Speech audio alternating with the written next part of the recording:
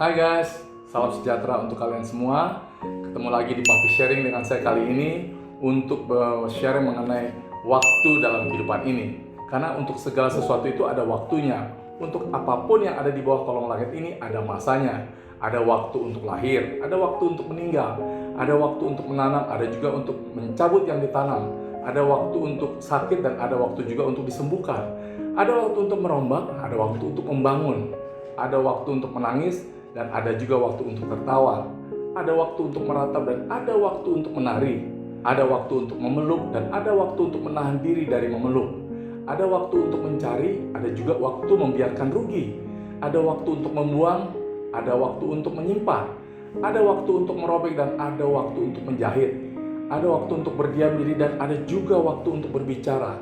Ada waktu untuk mengasihi dan ada waktu untuk membenci. Ada waktu perang dan ada juga waktu untuk damai. Aku tahu bahwa segala sesuatu yang dilakukan Tuhan akan tetap ada untuk selama-lamanya. Ia tak dapat ditambah dan tak dapat juga dikurangi. Tuhan berbuat demikian supaya manusia takut akan Dia. Sekarang yang sudah ada, dulu sudah ada, dan yang akan datang sudah lama ada. Dan Tuhan mencari yang sudah lalu.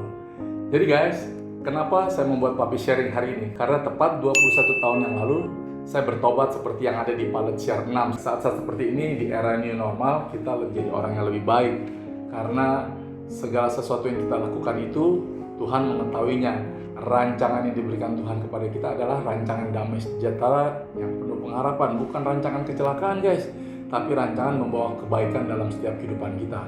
Kalau kalian mau berhasil dalam hidup ini, cobalah hidup dengan taat dan setia.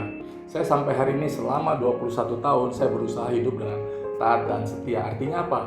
Kita harus selalu melakukan hal-hal perkara kecil itu dengan ketaatan dan kesetiaan.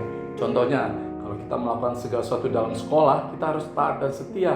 Kita nggak boleh melakukan hal-hal yang tidak baik, nyontek, atau kita bolos sekolah. Nah, itu hal-hal yang tidak taat akan aturan. Kita harus setia dalam pekerjaan yang Tuhan berikan kepada kita. Jangan main-main kalau kita ada punya pekerjaan sampai hari ini, harus kita lakukan dengan tekun, taat, dan setia. Nggak usah terlalu banyak berkeluh kesah atau komplain, nanti malah jadi kedepannya tidak baik. Untuk istri-istri nih ya, hai istri-istri, tunduklah kepada suamimu sebagaimana seharusnya di dalam Tuhan. Dan juga suami-suami, kasihilah istrimu dan janganlah berbuat kasar terhadap dia. Untuk anak-anak, taatilah orang tuamu dalam segala hal, karena itulah yang indah di dalam Tuhan yang membuat umurmu lebih panjang. Dan bapak-bapak, jangan sakiti hati anak-anakmu supaya jangan tawar hati dan juga dia jangan dendam dan sakit hati.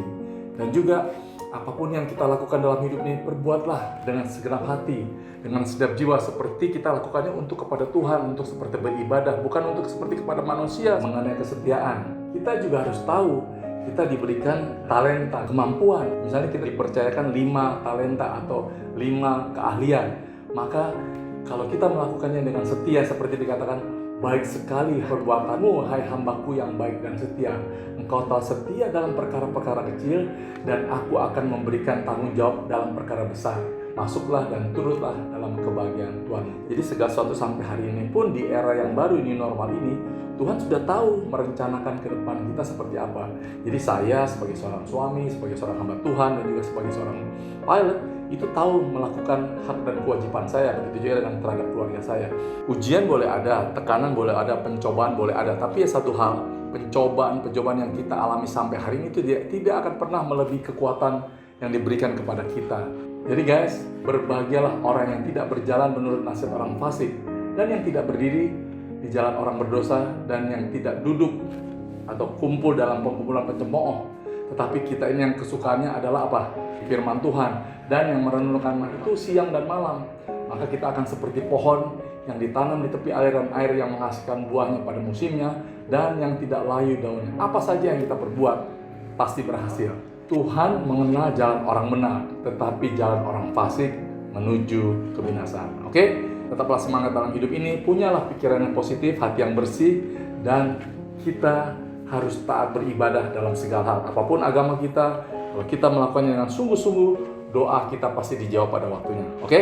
Dari saya, Captain Edward Limbong, dalam Papi Sharing ini, saya percaya ke depannya kita sama-sama hidup ini lebih lagi diberkati dalam segala hal, dan tetap semangat. We love you, God bless you all.